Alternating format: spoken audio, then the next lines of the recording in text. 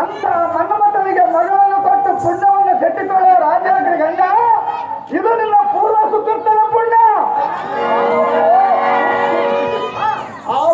ಬುದ್ಧಿ ಸುಳ್ಳು ನಾವರೇ ರಾಜೇಂದ್ರ, ನಿನಗೇನು ಚಿತ್ತವಾದ ಮನ ಕಟ್ಟ ಪ್ರಾಣದಾಕ್ಷಣಕ್ಕೆ ನೀನು ಕಟ್ಟು ಬಂದಿಲ್ಲ. ನಾರಾಯಣ ನಾರಾಯಣ ಹಾಗೇ ಸ್ವಾಮಿ ನಾವರೇ ರಾಜೇಂದ್ರ.